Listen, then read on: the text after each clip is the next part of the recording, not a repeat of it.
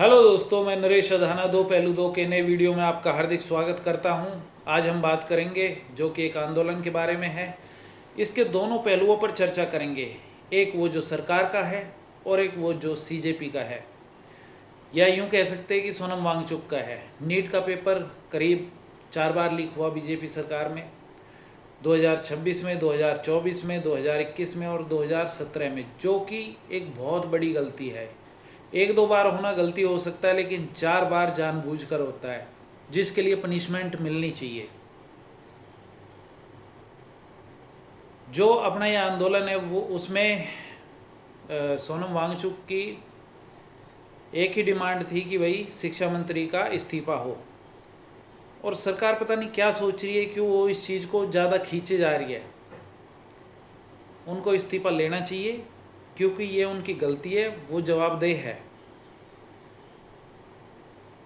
क्योंकि शिक्षा का व्यापार नहीं होना चाहिए, व्यापार से शिक्षा को अलग रखो। वैसे ही देश में बहुत व्यापार चल रहा है शिक्षा का। कितने इंस्टीट्यूशंस है जो कि एक मोटी भारी भरकम फीस लेकर पढ़ाई कराते हैं। अगर एक बच्चा जो नीट की तैयारी कर रहा है और वो एक मोटी रकम लगा रहा है उसमें, और जब उसके रिजल्ट का टाइम आए, जब वो पेपर दे के ख़त्म हो जाए, तो उसको पता चले कि पेपर रद्द हो गया, वो दोबारा होगा, तो उसका मनोबल टूट जाता है। तो इसलिए सरकार को ऐसा नहीं करना चाहिए। जिस एजेंसी की जिम्मेदारी है वो जवाबदेह होनी चाहिए। उसका कॉन्ट्रैक्ट रिन्यू इसी बेसिस पर होना चाहिए कि पेपर लीक ना हो किसी भी हालत में।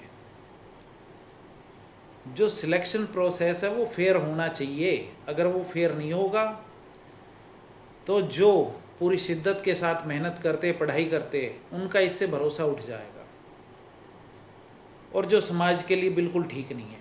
क्योंकि अगर ऐसा होगा तो समाज में अपराध बढ़ेगा। क्योंकि जो इतने इंटेलिजेंट बच्चे हैं, इतने मेहनती बच्चे हैं, वो फिर शिक्षा की तरफ ना जाके वो अपराध का रास्ता चुनेंगे, और इसके लिए गवर्नमेंट जिम्मेदार होगी।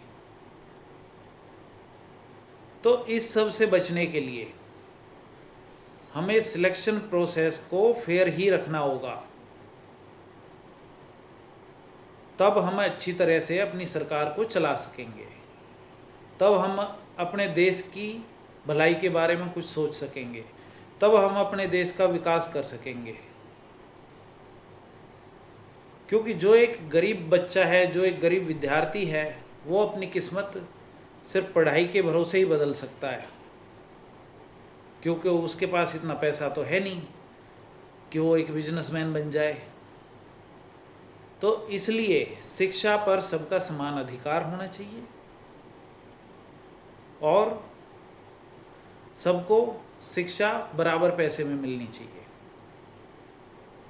ताकि गरीब से गरीब का बच्चा भी पढ़ सके और वो अपनी किस्मत बदल सके। अगर आपके कुछ इस पर और नए विचार हो तो प्लीज़ मुझे कमेंट बॉक्स में कमेंट करके बताएं, ताकि हम इसके बारे में कुछ और सोच सकें। और हमें इस आंदोलन का साथ देना चाहिए, सिर्फ इसलिए कि ये शिक्षा की बात है, ये शिक्षा का मुद्दा है। अगर हम ऐसा नहीं करेंगे तो कल को हमारे बच्चों का भविष्य क्या होगा। तैयारी वो करेंगे और सिलेक्शन होगा बिना तैयारी वालों का, तो उनका तो मनोबल टूट जाएगा। इसलिए हमें पेपर लीक नहीं होने देना है हर हाल में। सरकार से मेरा यही निवेदन है कि बहुत सारे काम हैं जिनमें आप पैसा कमा सकते हो, बहुत कुछ ऐसे काम हैं जो आप कर सकते हो। शिक्षा को व्यापार मत बनने दो। जिन्होंने बना रखा है उनसे भी बचाओ। इसी के साथ मैं अपनी वाणी को विराम दूंगा। Thank you. जय हिंद, जय भारत।